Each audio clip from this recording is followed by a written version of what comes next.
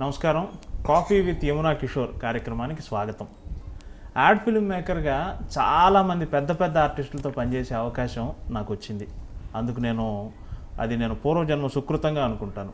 నేను పనిచేసిన ఆర్టిస్టులు అందరిలోనూ రేరెస్ట్ ఆఫ్ ది రేర్ ఒక ఆర్టిస్ట్ ఉన్నారు. చాలా రోజులు ఎదురు చూశాను ఆయనతో ఎప్పుడు పనిచేస్తానా అని. ఆయనే చంద్రమోహన్ గారు. ఈరోజు చంద్రమోహన్ గారితో కలిసి కాఫీ తాగే అవకాశం నాకు వచ్చింది, అంటే మీకు వచ్చింది. సో చంద్రమోహన్ గారిని కలిసి వారి నుంచి ఎన్నెన్నో విశేషాలు మీతో పాటు నేను తెలుసుకుంటాను. నమస్కారం sir. Coffee with Yamuna Kishore కార్యక్రమానికి స్వాగతం. ఎలా ఉన్నారు? పర్వాలేదు. ఈ మధ్య కొంచెం ఆరోగ్యం ఇబ్బందులు అవుతుంది, కొంచెం తగ్గించాను అనమాట సినిమాలు విని. అది మీకు స్ట్రెయిన్ ఎక్కువకుండాను. మెయిన్గా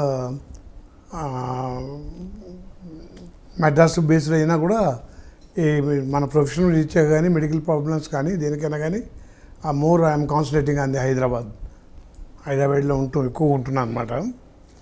అంటే మొత్తం ఇండస్ట్రీ మొత్తం మీద సీనియర్ ఆర్టిస్టులు లెక్కేసుకుంటే నేను ఒక్కడనే. ఆ ముందు సోమన్ బాబు రాలేదు, ఆయన కంప్లీట్ రిటైర్ అయ్యి డిక్లేర్ చేశాడు. రిటైర్ అయిపోయి ఆయనే మద్రాసు కతుక్కున్నాడు. నేను మటుకు ఇంకా చేస్తూనే మెడ్రాస్లో ఉండే ఆర్టిస్ట్ని మొత్తం ఇండస్ట్రీ మొత్తం మీద నేను ఒక్కడనే. అది మా మూవీ ఆర్టిస్ట్ అసోసియేషన్ కూడా చాలా పెద్ద చర్చకు వచ్చింది. అది ఎందుకు అందరు వచ్చేసారు కదా మీరు రాలేదని.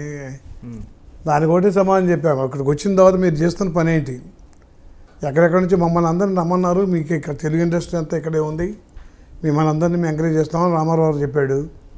మరి ఇక్కడ నుంచి వచ్చే మలయాళం నుంచి వాళ్ళని, కన్నడ నుంచి వాళ్ళని, హిందీ వాళ్ళని అందరూ వాళ్ళు ఫాదర్ వేషాలు వేసేసి, ఇక్కడ ఉన్న రైటర్సే మళ్ళీ వాళ్ళ వేషాలు వాళ్ళే వేసుకుని వాళ్ళ ఫాదర్ వేషాలు వేసేసి డైరెక్టర్లు టర్న్ అయిపోయి, డ్యాన్స్ మాస్టర్లు టర్న్ అయిపోయి అందరూ కూడా వేషాలకు వస్తుంటే వాళ్ళ డిపార్ట్మెంట్లో మేము వెళ్ళాలా, మా డిపార్ట్మెంట్కి వాళ్ళు వస్తున్నారు. కాబట్టి ఆ ప్రశ్నకు సమాధానం దాన్ని నేను చెప్పిన దాంట్లోనే ఉంది. కాబట్టి మీరు మళ్ళా అక్కడి నుంచి ఇండియా అమ్మాయిలను తీసుకొస్తున్నారు హీరోయిన్లు. ఇక్కడే ఉండాలంటే ఇక్కడే తెలుగు అమ్మాయిలు మీరు ఎంకరేజ్ చేసి తెలుగు ఆర్టిస్టులని, క్యారెక్టర్ ఆర్టిస్టులని, తెలుగు వాళ్ళని నమ్ముకుని వచ్చిన, తెలుగు ఇండస్ట్రీ పరిశ్రమ నమ్ముకుని వచ్చిన వాళ్ళని మద్రాసులో మీరు ఈ పని చేయటం వలన 10,000 మంది నిరాశలు అయిపోయారు అక్కడ, డైరెక్ట్లీ ఆర్ ఇండైరెక్ట్లీ. ఆ విషయం తెలుసు రామారావు. అందువలన కొంతమందికి బెనిఫిట్ అయిపోయింది.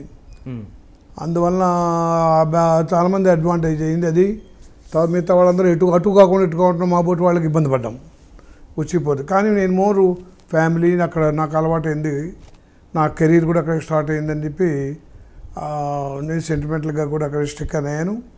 నేను అక్కడున్న అమ్మాయిని మ్యారేజ్ చేసుకోవడం, నా పిల్లలు అక్కడే ఉండటం, వాళ్ళందరికీ వాళ్ళ సర్కిల్ అంతా అక్కడే ఉంటాం, నాకు ఒక్కడి కోసం వాళ్ళందరినీ షిఫ్ట్ చేయడం అనేది భావమేం కాదనుకుని కొందరు వచ్చేసారు. ఆల్మోస్ట్ అంతకుముందు నేను పరిశ్రమ ఇక్కడ రాకపోయినా మొత్తం 80% నా సినిమాలన్నీ నేను ఇక్కడే చేశాను. నాగేశ్వరతో 40 సినిమాలన్నీ సారథి స్టూడియోలు చేసాం. అంటే నన్ను హీరోలు పెట్టుకున్న అన్నీ కూడా ఆంధ్రప్రదేశ్లోనే చేసాం. పేరుకి మెడ్రాస్లో ఉండే పేరుకని కానీ నా రేంజ్ ప్రొడ్యూసర్లు అందరూ కూడా తెలుగు ఏరియాలోనే చేశారు. వీళ్ళు అఫీషియల్గా మీరు వచ్చేయండి, మీకు ఏదో సలహాలు ఇస్తాం, అది ఇస్తాం అది చూపించాడు. కానీ అవి కూడా చాలా దారుణంగా ఏదో కొంతమందికే పరిమితం అయిపోయినాయి. సో మరి ఎనీవే ఎట్లా అడ్జస్ట్ అయిపో ఫిలిం ఇండస్ట్రీ ఎలా పెడుతుందో దానికి తగ్గట్టుగా నేను కూడా అడ్జస్ట్ అయ్యాను. కాబట్టి ఇంత లాంగ్ కెరీర్ ఉండబట్టి ఉన్నా, లేకపోతే ఇప్పుడు ఫేడ్ అవుట్ అవుతుండో లేకపోతే అవుట్డేటెడ్ ఆర్టిస్ట్గానో పక్కన పెట్టి ఉండేవాళ్ళేమో. కానీ నేను ఇంతవరకు గ్యాప్ అనేది రాలేదు, సెకండ్ ఇన్నింగ్స్ అనేది లేదు నాకు. ఏంటంటే ఎప్పటికప్పుడు వాళ్ళు కొత్త తరానికి ఏమిటి కావాలి, వాళ్ళకి ఎలా కావాలి, వాళ్ళు క్యారెక్టర్ ఆర్టిస్ట్గా టర్న్ అయ్యి చాలామంది హీరోయిన్లకి ఫాదరు, చాలామంది హీరోలకి ఫాదరు. ఇప్పుడు 6వ జనరేషను ఆల్మోస్ట్ లెక్కేసుకుని రామారావు నాగేశ్వరతో లెక్కేసుకుంటే ఇప్పుడు ఈ నాగ చైతన్య వీళ్ళతో 6th జనరేషన్ అయింది. అంటే నా తర్వాత సోమన్ బాబు, కృష్ణ, తర్వాత చిరంజీవి వాళ్ళు అందరూ, తర్వాత బాలకృష్ణ, వెంకటేష్ వాళ్ళందరూ రావటం, తర్వాత వాళ్ళ అబ్బాయిలు రావటం, సో నాగార్జున కొడుకులు రావటం, వాళ్ళతో కూడా యాక్ట్ చేయడం అనేది almost 5th to 6th generation ఈ 50 yearsలో కమ్ అక్రాస్ అయ్యాను. So lot of experience, lot of ఆర్టిస్టులతో మూమెంట్, డిఫరెంట్ టెక్నాలజీలకి మేము అడ్జస్ట్ అవటం. మునిపోతే కొంచెం బోల్డ్గా చేసేవాళ్ళం, మీకు కూడా తెలుసు కదా బ్లాక్ అండ్ వైట్లో. ఇప్పుడు చాలా టెక్నీషియన్స్, ఆర్టిస్టులు, తర్వాతనేమో డైరెక్టర్స్ కూడా చాలా సున్నితంగా ఒక చిన్న ఎక్స్ప్రెషన్స్లోనే మాకు వస్తుంది. ప్రేక్షకులు చాలా అడ్వాన్స్గా ఉన్నారు, మనం అంత చేయక్కర్లా. అప్పుడైతే ఇంత ఒక విషయం చెప్పాలంటే ఇంత డైలాగ్ రాసేవాడు డైలాగ్ రైటర్, ట్రాలీల మీద డైలాగులు అందరూ సింగిల్ టేక్లో ఓకే చేయాలని కాంపిటీషన్గా చేసేవాళ్ళం. ఇప్పుడు అంత చెప్పక్కర్లా, చాలా నెంబర్ ఆఫ్ కట్స్ అయిపోతున్నాయి. వాళ్ళు కూడా ముందు ఏం జరగబోతుందో కూడా ప్రేక్షకుడు చెప్పేస్తున్నాడు. సో అంత చేయాల్సిన అవసరం కనపట్టలేదు. బట్ ఆ చేసే కాస్తలోనే కూడా చాలా కన్వే చేసే టెక్నాలజీ వచ్చింది. ఎక్స్ప్రెషన్ అది చేతుల మీద చూపించవచ్చు, కళలో చూపించవచ్చు, లేకపోతే ఒక రీ రికార్డింగ్లో చూపించవచ్చు. అవును, అది చూస్తున్నాను. నేను చేసినా చేయకపోయినా కూడా హీరోలతో చేస్తున్నాను కాబట్టి వాళ్ళ టెక్నాలజీ అంతా కూడా చాలా ఇంకా ముందు కూడా మరి బాహుబలి లాంటి 20 సినిమాలన్నీ మళ్ళీ వచ్చేస్తున్నాయి. మరి మోస్ట్ ఆఫ్ గ్రాఫిక్స్ మొత్తం సెట్లో మరి కాస్ట్ ఆఫ్ ప్రొడక్షన్స్ చాలా పెరిగిపోతున్నాయి. మరి నెంబర్ ఆఫ్ ప్రొడక్షన్స్ పెరిగిపోతున్నాయి, నెంబర్ ఆఫ్ ఆర్టిస్టులు పెరిగిపోయారు, హీరోలు పెరిగిపోయారు. తర్వాత మేము కొంచెం ఫ్యాగన్లో ఉన్నాం కాబట్టి మాకు పెద్ద వరీ లేదు. ఎందుకంటే దాని మీద కాంపిటీషన్ తట్టుకోవాల్సిన, వాళ్ళతో పోటీగా నిలబడాల్సినంత మాకేం లేదు కాబట్టి చూస్తున్నాం. We are just observing what is happen. మా లైఫ్లోనే మాకు ముందు ఒక 30 సంవత్సరాలు ముందు ఇండస్ట్రీ పుట్టింది 1930s నుంచి. మేము 65-66లో ఎంటర్ అయ్యాను. అప్పుడు 35లో చరిత్ర తీసుకుంటే అప్పుడు కూడా సినిమాలు ఉన్నాయి కాబట్టి రికార్డెడ్గా. అవి సగసీమ మా గురువుగారే చేసిన సినిమాలు 1945లో.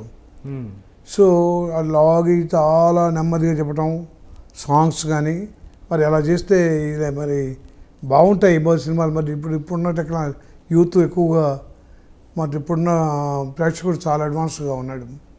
వాడి వడ్డించిన విస్తరలో ఒక సినిమా అంటే ఒక వడ్డించిన విస్తరని అనుకుంటే మనం దాంట్లో వంకాయ కూర బాగుండాలి, కొబ్బరి పచ్చడి బాగుండాలి, తర్వాత పులుసు బాగుండాలి, సాంబార్ బాగుండాలి, పెరుగు గడ్డ పెరుగు ఉండాలి, ఊరగాయ ఉండాలి, అన్నీ ఉండాలి. అన్నీ అట్టగా ఒక గడ్డ పెరుగు అని ఉంటే ఒక కెమెరామెన్, ఒక మంచి మ్యూజిక్, ఒక మంచి రైటర్, గేయ రచయిత, అలా ఇట్లా కంపేర్ చేస్తే అంత షడ్రూపేతం భోజనం పెట్టినప్పుడు ఏదో ఉప్పు తక్కువైందనో లేకపోతే వాసన వస్తుందనో ఇది బాగాలేదనో అంటే అని రిమార్క్ చేసి ఫ్లాప్ డిజాస్టర్ కింద చేస్తున్నారు. అందువల్ల చాలా కష్టం. వాడు ఇవాళ ఇది పెట్టిన బాగుంటుంది కాబట్టి ఫుడ్ ఇట్లాగే చేస్తే బాగుంటే కుదరదు. మళ్ళీ కొంచెం వాడికి వెరైటీ చూపించాలి. అవును, దానికి నిత్యం శ్రమిస్తున్నారు మా వాళ్ళందరూ. అది ఏంటంటే నాకు అడ్వాంటేజ్ ఏంటంటే యాజ్ నటుడుగా నేను బిఎన్ రెడ్డి గారి 1966లో అరంగేట్రం చేసినప్పుడు ఆ పిక్చర్లో రంగుల రాట్నంలో అది స్టేట్ అవార్డు, సువర్ణనంది, సెంటర్లో ఉంది ప్రాంతీయ ఉత్తమ చిత్రం. నమస్కారం, నేను జములని, మీ అభిమాన నటిని. నా ఇంటర్వ్యూ యమునా కిషోర్ గారితో ఐడ్రీమ్లో చూడవలసిందిగా కోరుకుంటున్నాను. All the best.